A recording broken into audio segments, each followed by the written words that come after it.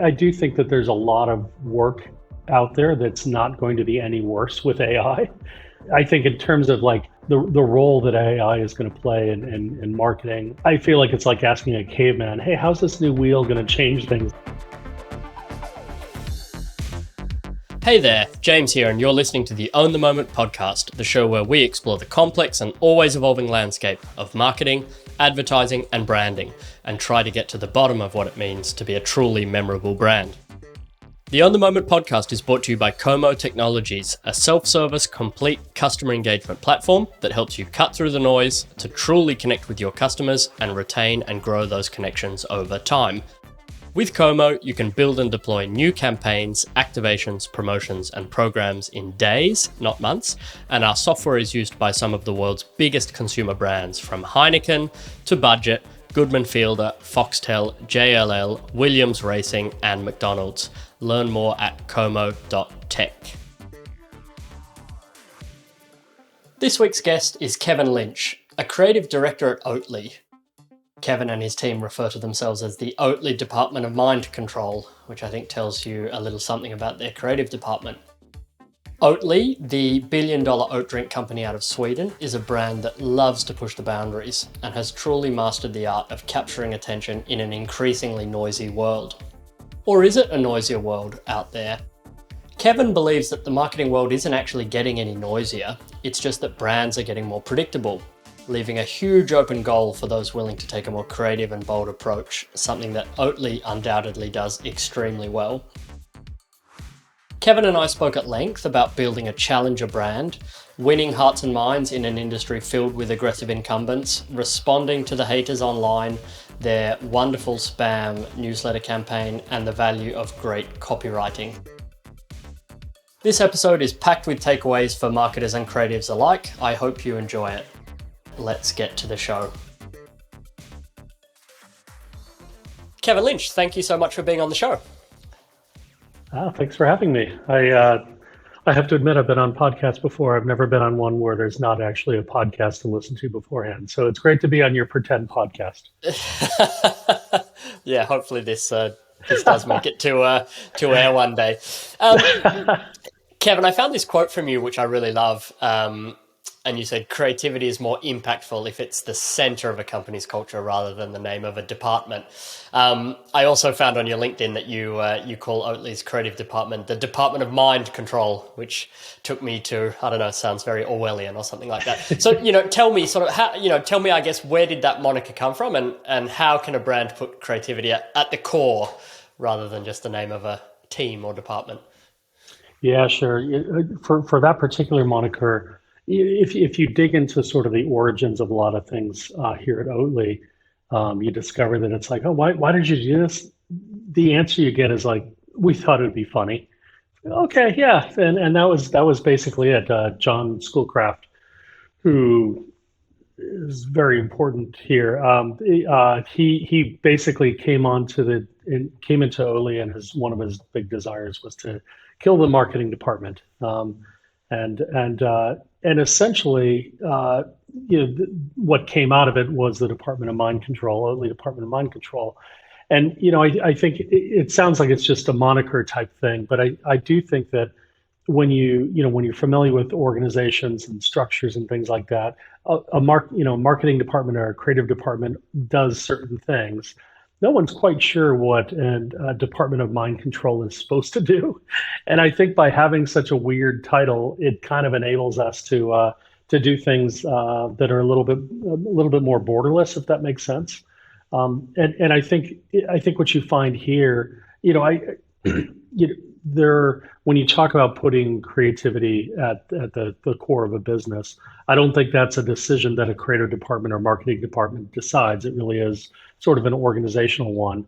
And, and if you want that at the center, you kind of need a champion at the center to sort of support that. And for us, that's really come in the form of Tony Peterson, who's our CEO. And he and John have go way back and have just a really great symbiotic relationship. And they kind of decided early on that creativity really could infuse a lot of energy throughout the business of Oatly. It had been around for almost 20 years, and it had sort of moderate growth along the way. but they felt like, hey, here's this revolutionary product sitting on the shelves, and not enough people are noticing. So for them, it really was, it really was this business opportunity to kind of think creatively in every aspect of the business, so yeah, by changing the name, by recognizing the opportunity, by having a champion in Tony, I think all of that was really helpful. Something I think, like just going back to the Department of Mind Control thing for a moment, I think for me that speaks to something that I see in all of Oatly's marketing and advertising and I guess creative, which is this really refreshing self-awareness. It's sort of like it's advertising and we know it's advertising and you know it's advertising and that's okay. And I think in a time, small side note, I just had an interesting discussion with Orlando Wood. I don't know if you know Orlando. He wrote a book called Lemon, and Lookout, which was all about this idea that, we're in a crisis of creativity because too many advertisers are focused on measurement and optimization, and they've lost the sort of the self-awareness, the humor, the sense of time and place. For me, I think Oatly feels like a brand that very much leans into those things. I guess you could say it's a right brain brand in many ways. Something I wanted to ask you was about, on that note and on being self-aware, I mean, Oatly is, for me, and I don't know if you sense this as well, it feels like a divisive brand. What do you make of that? Is it a divisive brand, or is it just a sense I have? You know what? I don't think it is, but I understand where the sensibility comes from. I don't think it is. I mean, ultimately, we're making oat drink. Like that's not a divisive thing. Like leave those goddamn oats alone. Like, but I think the difference and the reason why you get that impression is I think we're really transparent with people who object to us. I don't think a typical brand thing would be to kind of shuffle objectors off to private conversations or sort of mitigate any sort of strong reactions that you have, and I don't think we do that. I think our mission ultimately is around behavioral change. It's around changing a well-entrenched food system, and so you're not going to change that without a little bit of friction. I think we just need to kind of acknowledge that, and I think we look at controversy not as something that we intend to do, but certainly as something that we embrace and not avoid. We look at opinions as sort of where conversations begin, and we have a strong belief that it's better to be debated than ignored. And so, if you kind of look at those types of beliefs and that type of approach, then you end up with a brand that seemingly has a stronger reaction than it should for making oat drink. And it's funny because, I mean, just this week, I don't know if it was new or if it was new to me, but I stumbled across the fuckoatly.com website, which is where you'd basically summarized all of the boycotts and controversies over the years. And I thought, to exactly your point, I mean, it felt like such a self-aware and sort of humorous way of, I guess, having those discussions be started. What I found really funny about that was then someone had made a fuckoatly.com response, which I thought was quite amusing. Yeah. I think it goes 4 or 5 deep. There are people who would really appreciate fuckoatly.com. Then there are people who really like us a lot, and they would be insulted by fuckoatly.com. So we made fuckoatly.com. And then there are people who are like, oh, well, that's just stupid. Like, why would you ever do that? So we created fuckoatly.com, and yeah, it kind of goes on from there. But we're just trying to anticipate reaction and give content to the people. Yeah. Tell me, so, how do you think about what's the difference between, I don't know, like a stunt, and you said at the beginning, a lot of these ideas, and I get that sense, is just like what would be funny or what would be, how organic versus sort of manufactured is that in Oatly? Is something I'm curious about, I guess. Yeah, I don't think that we try and manufacture controversy so much as really sort of amplify when it's happening, and by amplifying it, it's not to make noise for noise sakes. It's really to kind of explain our perspective. If you look at fuckoatly.com, in that's explaining why we've done some of the things we've done. It's not Mm, apologizing. It's not making things worse. It's basically just going like, we do have an opinion. We have a perspective. We are trying to create change. And so here's some of the decisions we've made. We understand it's bummed some of you out, but at least understand the rationale. And even if you don't walk away agreeing with this, we at least want you to know that if you are going to dislike us, we want you to at least understand, our perspective. And if you still want to dislike us, so be it. yeah. But yeah, Yeah, that's really interesting. I mean, so how do you? I would be very curious to hear how you sort of reason internally around being a defensive versus what I can at least perceive to be a quite not. I was going to say offensive. That's the wrong word, but you're sort of proactive. Proactive is more what I was getting at there, and because I guess in a time of I don't know heightened political. Polarization and this Bud Light thing that's been going on.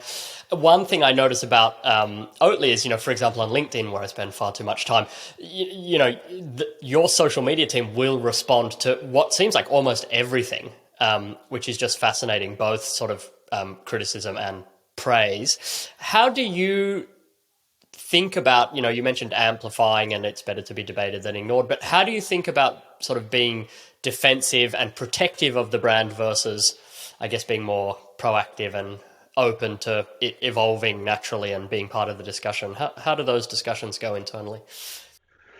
uh, can you share what you mean from a defensive standpoint? Yeah, well, I mean, I guess just, I don't know if you followed this Bud Light, Sure. sort of a controversy and, for you to sort of own the controversies so openly does strike me as somewhat rare. I mean, it feels like, I remember, for example, when this, when some of the ownership of Oatly sort of, was released, which you transparently share on that Fuck Oatly site, that was quite a big drama. And I think most brands would have backed away from that and tried to, let it blow over. Hopefully everyone will forget it by next week. But I remember at the time specifically that, the Oatly social media team would go in and respond to, fairly random, Facebook posts. And I guess that's what I mean. Sort of, you're quite proactive rather than. Yeah. Again, I think it probably just goes back to trying to recognizing that people pissed at us can be a great start of a conversation, and it again, I think it's just sort of helping to explain our perspective, and we have a lot of belief in our perspective and a lot of faith in the decisions we make. We do look at those decisions and go, okay, who might this bum out? How strong of a reaction might that be? Um, but overall, I think I think the world right now and brands are a part of this. It's just one big hunkin' conversation, and I think to not sort of anticipate that people will come off on both sides, on regardless of what you do, would be a little bit naive. So do we weigh that stuff? Yeah, but ultimately we say, hey, here's our mission. Here's what we're trying to create. Will this help further that? And if it does, then we charge for it. Yeah.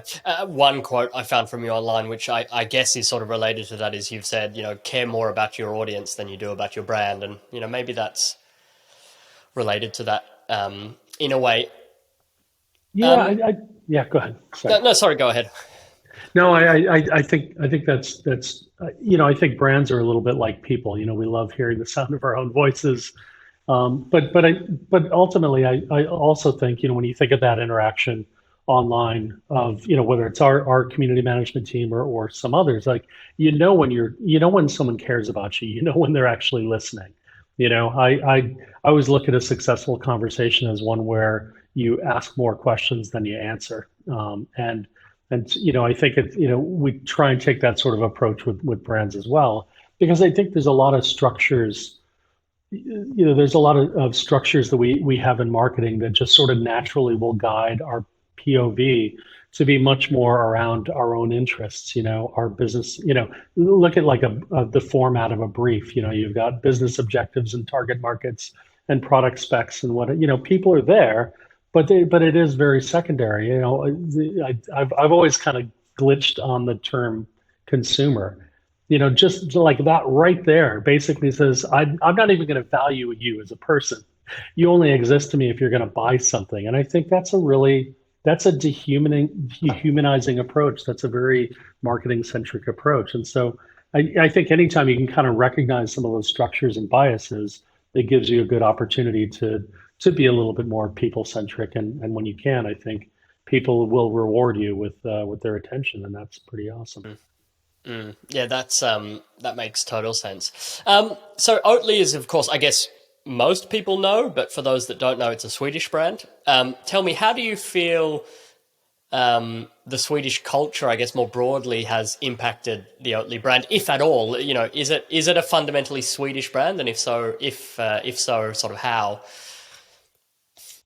Yeah, it's a good question. So I'm all of 2.5 years deep in my Swedish experience, so I don't want to overgeneralize or be Sure. off. But I think I think when you look at sort of how we come to life, I don't know how much of that feels Swedish necessarily. There's a bit of a quirkiness and a bit of a, hey, this is who we are, and I see that in some of the Swedish culture. I feel the Swedish presence much more as a company, where there's a little bit of a level of sanity, a little bit of a balanced approach. The lagom kind of a feel, I think is really it's sort of like that's what we work from as a base. So I think in that sense, the Swedish culture, pulls together people that are really good human beings. But I also think if you look at Malmo specifically, it tends to be the feistier, part of Sweden, and I think we pick up some of that. It's a bit more diverse. We could pick up a lot of that. It's so. I think there's an energy of the city that you probably see in the character of us. But yeah, I mean, honestly, those are pretty subtle things. I'm not sure if people on the outside would pick up on that, but. I think that's sort of what I see from an internal perspective. Yeah. I want to move to spam, which, at least for me, was sort of all over my LinkedIn over the last couple of weeks. So, spam is a campaign I, personally absolutely loved, if nothing else, for just how sort of weird and wonderful it felt. So please tell the audience about the campaign, how it came about, sort of the goals, I guess, and then, it would be very interesting to hear how it's performed, but a little bit of a background on spam, how that came to Sure, be. sure. Well, obviously, we went through an exhaustive research process to discover. I'm just kidding. Okay. Yeah. So the spam campaign was a multi-market campaign to advertise the fact that we now have a newsletter about oat drinks, and people should sign up for that. But before the campaign, there was just a newsletter, and that's actually kind of where the story began. I think when you look at Oatly, one of the sort of mantras around here is act like a person, not a company. Act like a human, not a logo type thing. And if you look at a lot of the early things that I think created a lot of affinity and a lot of fame for the brand, it was these small sort of personal acts. It was John, saying, "Hey, can someone make jewelry out of this package once you're done with it?" It was Bjorn trying to get rid of his bike, or Yenny trying to find a boyfriend, and all that stuff. Mm. Worked its way into packaging or into some of our communications, and you really got a sense of the humans behind the company. And so when we started looking at opportunities it was specifically for the Netherlands, actually. When we started looking at how we could potentially articulate ourselves there, we really did feel like that was part of the brand, part of the DNA, and our persona that we wanted to make sure we didn't lose as companies get bigger and it's more scalable and all that good type stuff. So we looked at the newsletters as a way to kind of invigorate that part of our persona, and we created a newsletter, comped up a newsletter and said, yeah, it would look something like this, and we just thought this is really really stupid. It's a newsletter about an oat drink, so already it's starting stupid, but yeah, we just had a lot of fun with it. Gave people a peek into the goofiness of the company, and created some of those sort of personal connections, and just thought, well, this is too stupid for just the Netherlands. We should infect the whole world with it. And So the idea was then to say, we should do, a big sort of brand awareness campaign, but it shouldn't just be about Oatly. It should be, hey, sign up for our newsletter. And so if you look at the campaign, which was a lot of outdoor, it was sampling, it was a lot of social and what have you. If you look at the campaign, it was basically a brand awareness campaign for Oatly. It just happened to end with a bunch of newsletter subscribers. But the messaging itself, it had our what I think is a pretty good distinctive tonality. It had our pack shots. It didn't end with a newsletter shot. It was like, no, it's a pack shot. We've got products that we're trying to sell. Mm. And I think like a lot of the most famous Oatly work, it was completely void of any useful information. So in that sense, it was basically a brand awareness campaign. If we would have done just another Oatly brand awareness campaign, we still would have had a lot of fun. I don't know if you would have had quite the unexpectedness in that reaction. I don't know if your feed would have been filled quite as much if it weren't about the stupid little newsletter. So Right. And yeah. it feels like there's a takeaway for marketers in that, right? Which is like, again, I guess what felt so odd about the campaign is, of course, what made it memorable. For sure, yeah. I think there's a real embrace of, well, that would be a stupid thing to do. Yes, let's do that. Or yeah, how can we make that even stupider? Yeah, great. Let's go off and do that. And I think another huge part of the Oatly persona is just the unexpectedness, the joy and the surprise that I think we try and use to articulate the brand. Again, if we're talking about oat drink, so it inherently doesn't have joy, doesn't have surprise. So I think it's really important to kind of infuse our communication with that. Yeah, and I think it's fascinating because I can only assume I saw billboards in Times Square and in Auckland, and so I mean no small investment, but to convince company leadership to put I guess millions of dollars into a newsletter, I think is just sort of, it says something about the boldness of the Oatly brand and company, which I think is extremely Well, sort of admirable. yeah, I think it helps when your leaders are even weirder than you are. Um, but again, I think there's just sort of a cultural embrace of the unexpected and the hey, you're not supposed to do that. And so when you do get to those types of conversations, they're not so much conversations as it is just enthusiasm and hey, how can we do this? What makes the most sense? And Yeah. what could create the strongest impact? Yeah, something that sort of there's a red thread just in my mind, which is, and I love what you just said there about doing what you're not supposed to do. I guess breaking the rules or whatever. But there feels like that feels like a very clear takeaway for being memorable in a sort of ever increasingly noisy and busy world. Yeah, and you mentioned earlier just about how much marketing is kind of driven by the analytics of it all. I mean, Mm. I don't know. Can you make an argument that the world isn't getting noisier and busier? It's actually just getting more predictable. And so then the brands that are willing to kind of break out of that are actually it's our jobs are almost easier now because there's such a like-mindedness of behaviors and of sort of approaches. So that when you do step out of those norms, it just feels like there's less people playing around and less people having fun.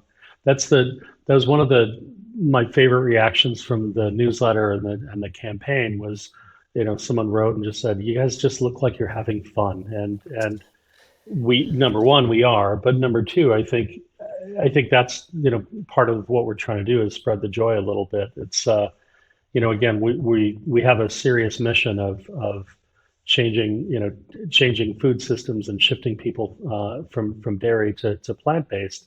But there's no reason why that can't be a bit of a joyous experience as well. Yeah.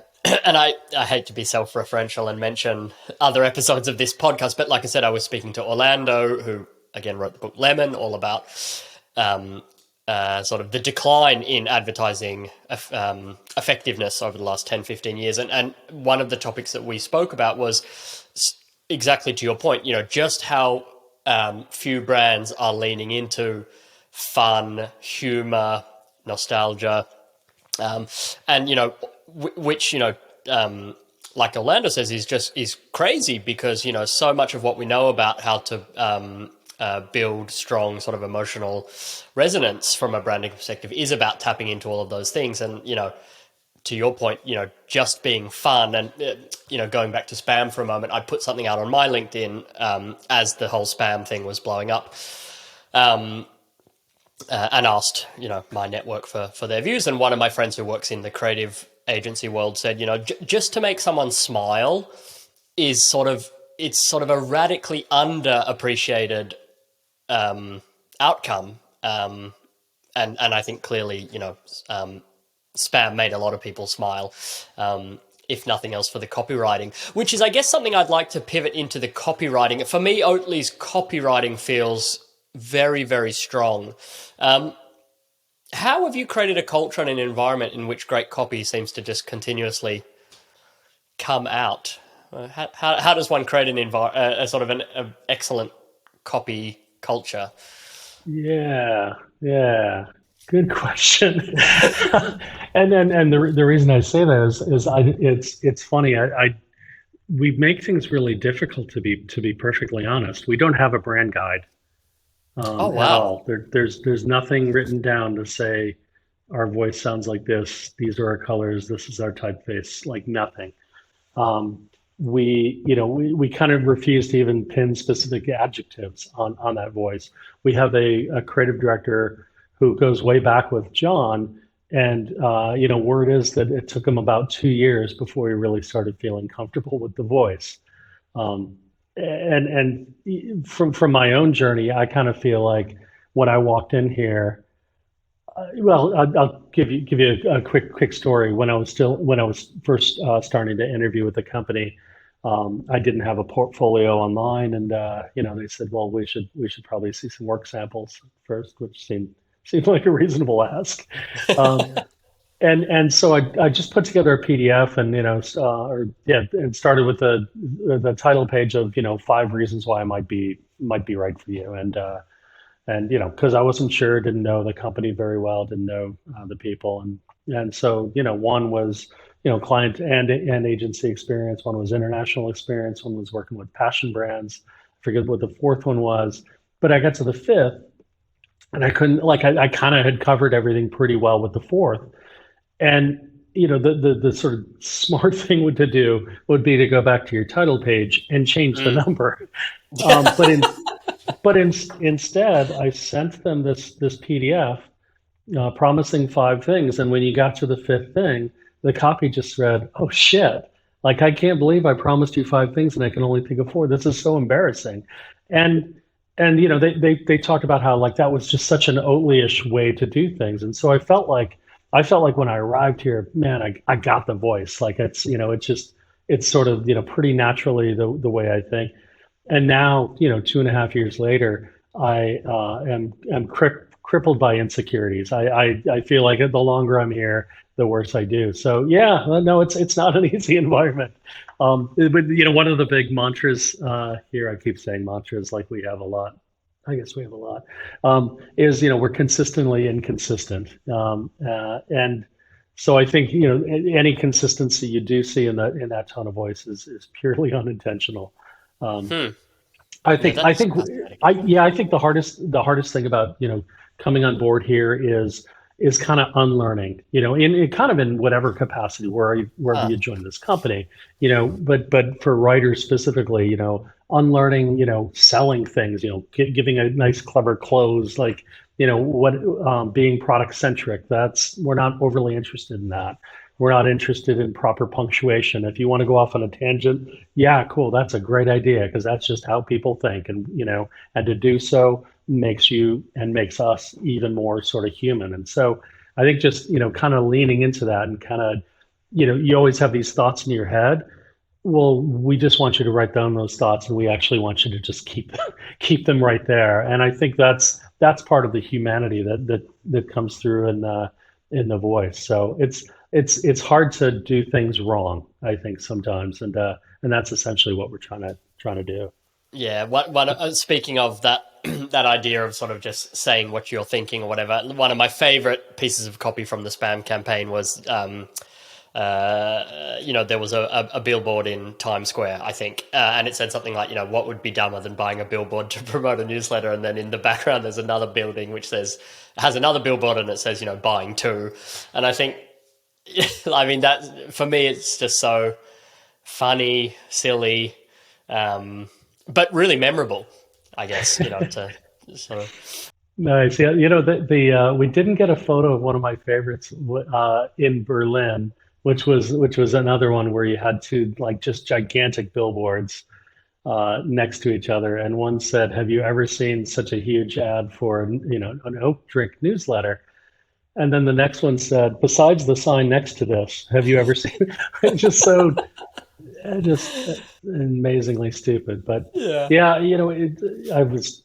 I think when you look at it from an ROI standpoint, a space usage standpoint, quite often you look at a lot of the work that we do and you go, God, that half is wasted. And it's like, no, that's the half that made it memorable. And again, that's not how I think a lot of folks would look at two spaces. They'd go, wow, we have two opportunities to tell you probably the same thing. And Yeah, instead, we're going to go, hey, let's create a dialogue and make the first yeah. one even more memorable. Yeah, and again, I think just sort of optimizing for sort of landing an emotional connection rather than a sort of a very rational, sales pitch or whatever. I'd be interested, Kevin, how would you respond to the criticism, which I have seen some people level at the copywriting, which is like, well, this is advertising for advertising people. This is clever stuff for creatives and copywriters, but your average consumer or customer, they don't care, they just want to know, what product they should buy or whatever. How do you think about that sort of criticism? And I assume you think that's totally wrong, and, why, if so? Yeah, for sure. Well, I think that if you look at fans of our product, it goes far beyond the creative audience. Well, yeah. And I think what has made Oatly's, what has helped made Oatly so successful as a brand is really just connecting with people and kind of what they're thinking, and so I think quite often, people aren't necessarily thinking about ads, but if they're starting to read a gigantic ad and, just off of Times Square and it says, this is a really stupid place for a newsletter. But yeah, like that connects. You don't need to be in advertising to understand that stupidity. So yeah, I don't think people are walking around thinking of ads, but I think if they're going to take a minute to start reading ours, that will be more often than not reflective of what they're actually thinking about the thing that they're reading. And so to me, that's the connection you make. So again, I totally understand we've got some great support from the creative community and the marketing community and what have you, but ultimately the brand has gone far beyond those audiences, and I think that sort of real person acknowledgement and connection is a big part of that. Yeah, and I mean, to your point, I mean, just look how big the brand is. It's jumped that small crowd. So on copywriting, I'm curious. So is it innate? Can it be learned? If so, how can one practice? I'm sort of curious to hear if you have any tips on how marketers can sort of get better at that style of, I guess authentic is such a cliche, but that sort of like say what you're thinking copywriting. How? Yeah, I mean, I personally, I think that you can always continue to learn. Like, I don't think there's necessarily a cap on that. Like, I've been in marketing for a while, and I think of back to my previous job before Oatly, where I was the director of marketing for Shanghai American School, Shanghai American. And one of the things that we did was we have 162 different buses that are going around Shanghai every morning, picking up kids and teachers and what have you. And we said, well, let's turn those buses into storytellers. And so we created 162 different stories, one for each of those buses, and minimal QR code and all that good type stuff. And it was really interesting. It was about a 5-6 month project. And it was really cool to see the storytelling and kind of how it evolved.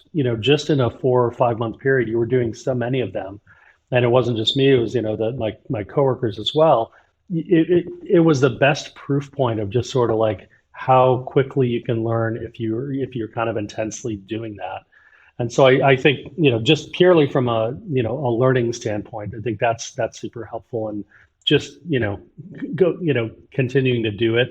I think from an insight standpoint, and that sort of voice standpoint, um, yeah, you know, I wouldn't necessarily recommend everyone, has that sort of awareness and connection like us. I think it's sort of what's your brand's persona? How can that kind of come to life? And yeah, I don't know if I have any great advice from a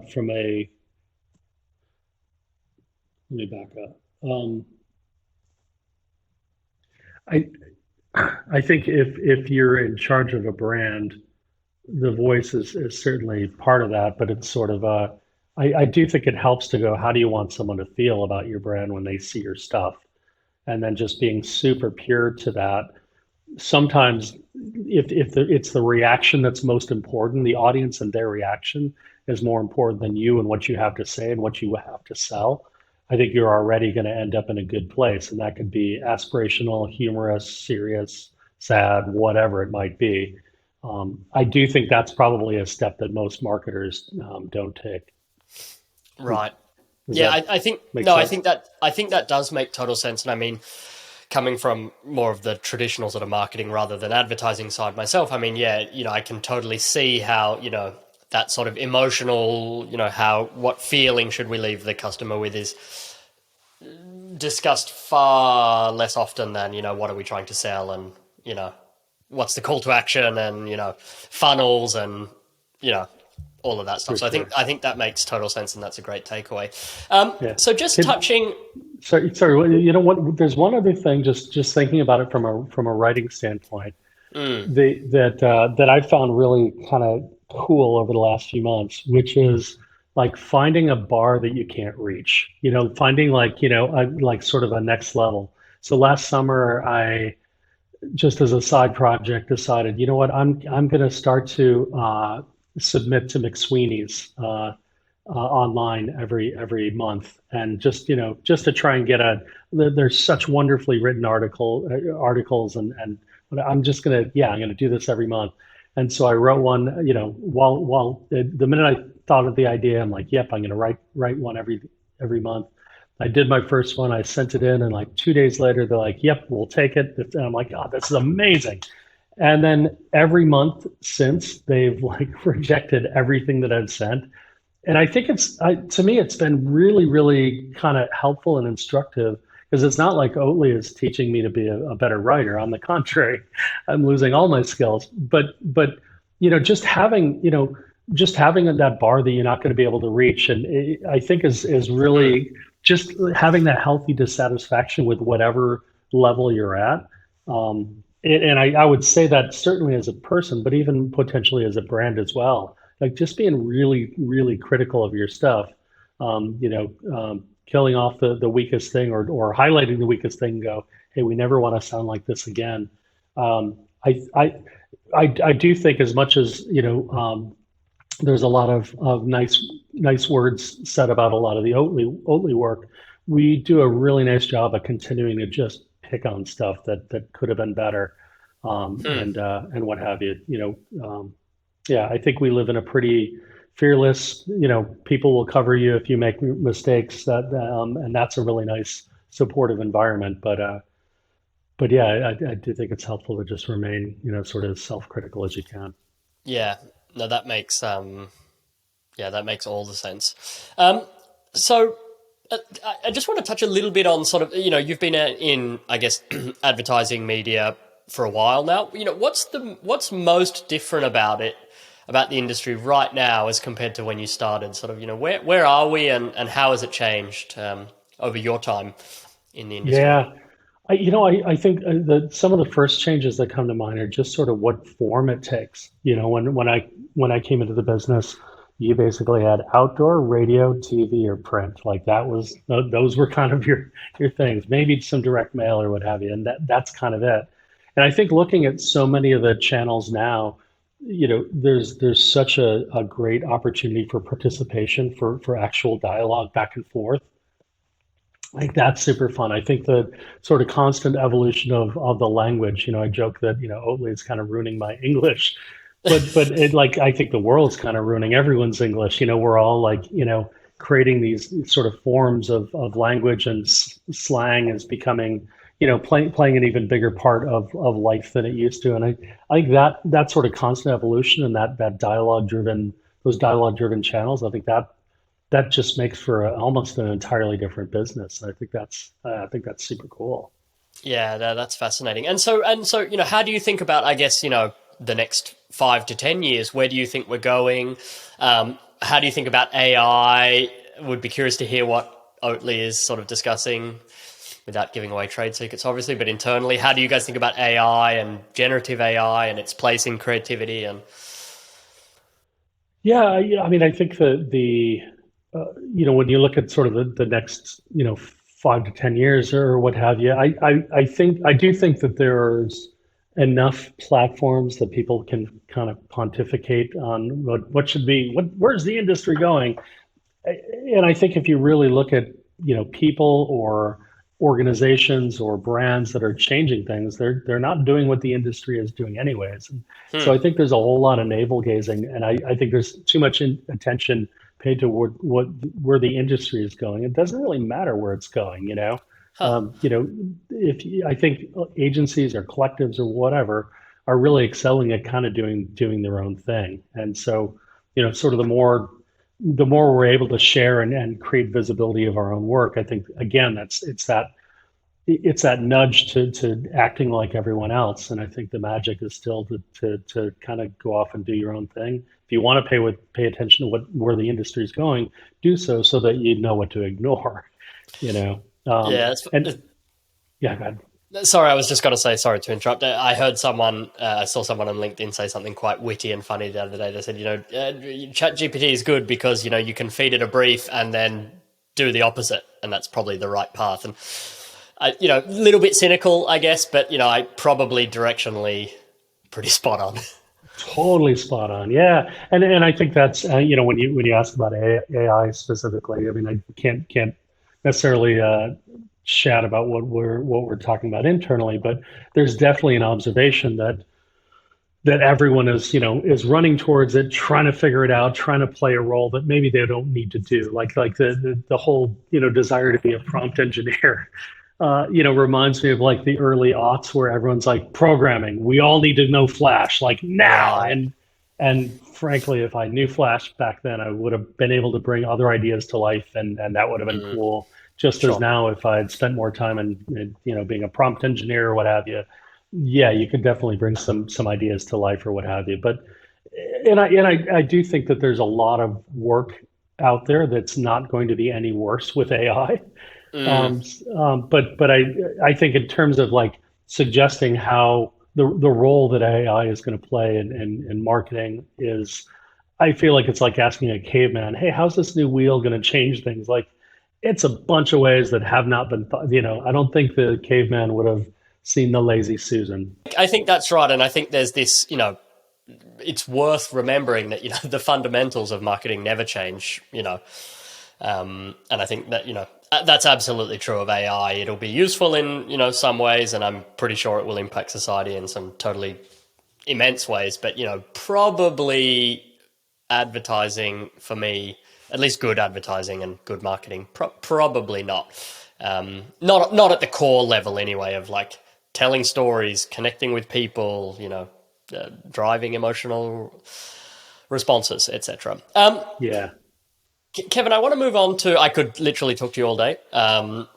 Conscious of your time, I want to move on to the quick fire round. Yeah. And the first question I want to ask is, what is your personal favorite marketing campaign of all time? I would go back to one that was running before I was born, which was the video VW campaigns in the '60s. I think if you looked at sort of how to think conceptually, how to surprise, how to talk about product benefits in a relevant way, how to be human. Man, that stuff really, really holds up well. As old as it is, I'm embarrassed to even say it. But if you are also rooting around the old '60s communications, I would also look at the stuff that Howard Luck Gossage was doing. And to me, like it was so very ahead of their time. If you look at what he was doing in the '60s and you look at like what helped make Oatly famous, like there's a there's a remarkable sort of comparison. It is sort of connecting with people in really humorous ways. It's talking about things that are maybe on the outskirts of what you're supposed to talk about, so it's relevant, but not not that sort of expected route. It's the dialogue, the sort of back and forth. Howard Gossage used to say, "Why would I write a campaign? I'll write an ad, and then we'll see how people respond, and then I'll respond back to them because it's a conversation." Again, that's something that was about 50, 60 years ahead of its time. But yeah, so to me, I do think there's some just simplicity and some grounding from a couple of campaigns in the '60s or practitioners in the '60s that I think would kind of remain really relevant and really instructive. Yeah, that's brilliant. What do you think's the most overrated trend in marketing right now? I think the obsession with awards is crazy. Just the sort of desperation for third party validation. I think the amount of shows, categories, winners, shortlists. I mean, ultimately, I think there's more award winning ads than there are good ads, and that's a That's problem. fascinating. It really, I think if anyone who thinks awards are a differentiator has never sat on the client side of an agency pitch. I mean, it's just everyone's won everything. Like it doesn't fucking matter. And so, yeah, and so I think to me that feels like a super overrated trend. If you just look at your LinkedIn feeds or you see what people are talking about, that one probably comes to mind more than anything. And again, that sounds like that's not an actual in marketing, but I think that affects the work that people do and how they how they do it. Like different accounts that they'll take on or what have you. I think yeah, I think it's really I don't I think it's a detriment to what we're actually should be doing. Mm, yeah. Um, I think, yeah, I have to, can only agree with that. I think, I mean, clearly sort of, I guess awards are nice in theory. And I guess, could map to good, business or brand outcomes. But yeah, I can also, I think it's an interesting thought experiment to use another sort of corporate cliche, but it's an interesting idea to think about whether it leads to a specific type of advertising, which may be more or less effective, I think.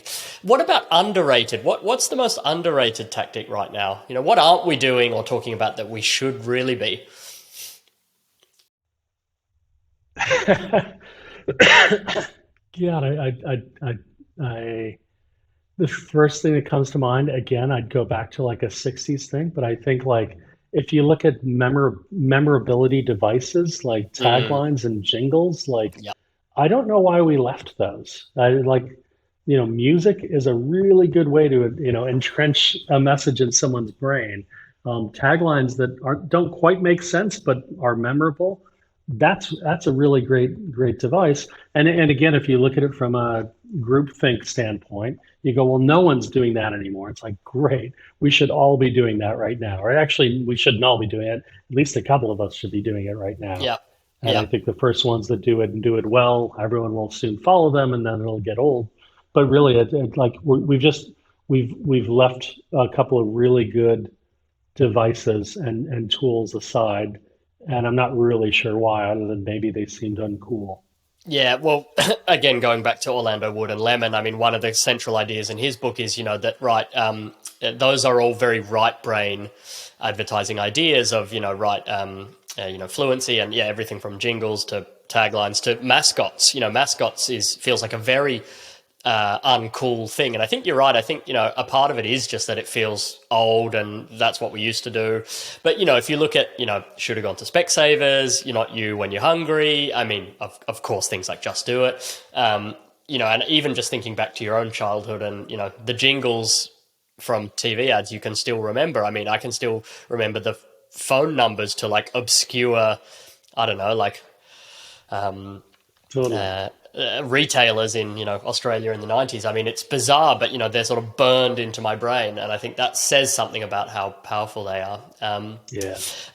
Who, Kevin, is the most interesting marketeer in the world right now? Who's doing the most interesting work out there? Yeah, the absolute first one that comes to mind is Ryan Reynolds. Right, that's interesting. And yeah, and I've seen the backlash on him already start of like, hey, it's a pretty similarity of his ad for Mint Mobile and his ad for Aviation Jet. Like, yeah, I get it. It's Ryan Reynolds doing all these different things, but I think if you kind of break it down a bit beyond that, you kind of go, there's the fun aspect as we talked about. He's off having a blast. He's doing Right. a product shot of a drink being made, and the ice doesn't land in the in the glass, or the fizz goes over, and it makes it like there's nothing wrong with that. It's again, I think it's human in the same way as Oatly's voice makes that sort of human connection. That makes a connection. Sometimes you do a gin and tonic, and the tonic fizzes over, and you swear, or you go whatever. Like, and they leave those cuts in. I think the whole I think the whole football club thing has been absolutely fascinating. As an American, I'm fascinated with the idea of relegation, and I don't know why every major sport that we have isn't adapting that. Talk about like your great ongoing storylines every year. I think there's just a world of opportunity, and so the fact they had to jump to the UK. He and his partner had to jump to the UK to take advantage of that. But again, I don't think he's doing anything magical. I think he's doing stuff that's pretty obvious, but that for some reason seems to defy the ability of most brands these days. So Yeah.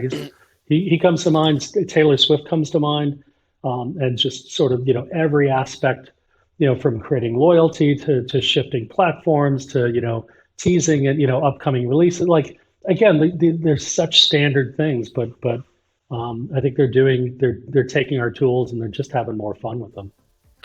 That feels like a really nice note to end on. Kevin, thanks so much for being on the show. No problem. Thank you so much.